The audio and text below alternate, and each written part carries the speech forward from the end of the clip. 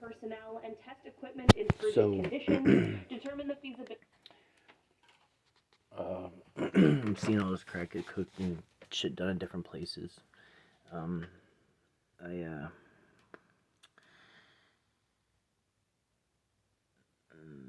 we came home one day. The whole house was turned upside down, all the furniture and shit, and they had thought that this one guy did it. And my mom, my aunt, and her friend Tina, she's passed away too. God rest her. She she was a wild one. I'll tell her story too, some of it. But they called the guy over for a party, so they're having a party. They wanted him to come over, and he did. And they beat him to a pulp with a ball bat. They all fucked him up. I watched it. They beat his eye out of his fucking skull, basically, and then left, threw him out the door. Get the fuck back. And you know what the strange thing was? Like, the cops never really came by for all this shit that happened. Like, the cops, and if they did, it, like, nothing ever happened. Like, no one ever intervened and said, hey, maybe this only son she has might need to get out of there, need some help. Like, that principal was the only one like that, like, was really, like, made me understand that people cared. Like, but I didn't really get in fights in school until later. I got one kindergarten fight with some kid, but some kitten showed up on the playground, and he said the kitten was his from his house, and I'm thinking in my head, this kid lives like 3 blocks away. There's no way that kitten came to find him at the school. So I wanted to hold it, and I wanted to give it to him, and he punched me and hit my head off the railing and shit. Um, Same thing happened when I was like 14, though. I went to a football game, and I got jumped by like 5 kids at the playground for no reason. I was sitting with my girl, and they just punched me in the lip and started fucking kicking me, knocked me unconscious. No reason for that. But my mom, they beat that guy up. Um, um, we we had a bad tornado in '85. I remember the all the drugs had to be in the back in the basement. Make sure everything like was, you know, put away real well. They oh yeah, there was a lot of. My mom used to keep a wicker basket next to the front door with just ounces of weed filled up in it. Like, I don't know if I filled up, but I just remember there was hats thrown on top of it. But right when you lift them hats up, the dope was right there, and you just pick up the bag and give it to the people at the door. I sold a few myself. I was just told, to grab the money and give the bag um, with the red dot on it. That's how they were weighed out, by dots on the bags, red, green, blue. I think they were, now that I'm older, I think they were like halves, ounces, quarter pounds. I think that's because they're the one who's way bigger than the rest. But I don't know though, but I do know that I went with her over to a biker club in Ohio one day, and I was a biker kid. Like, I was allowed to do this. I was allowed to do this.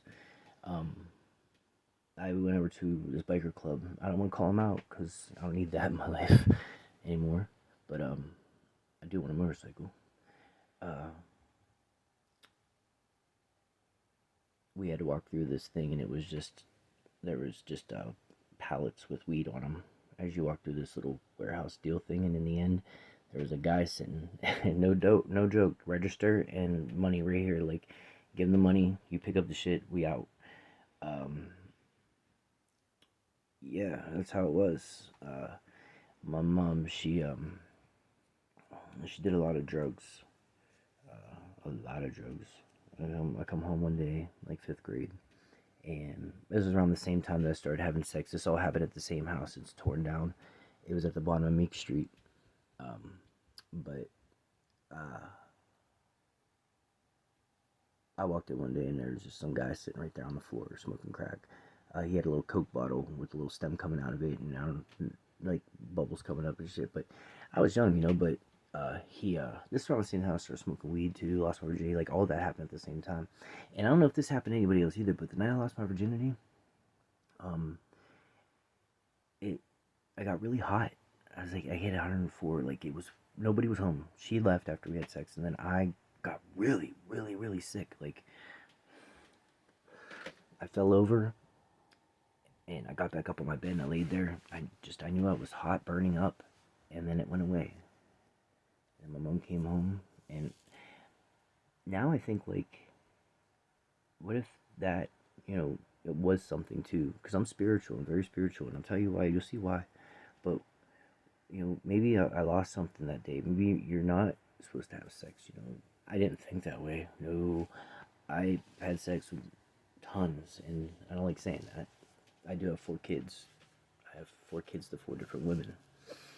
None of them relationships worked out, but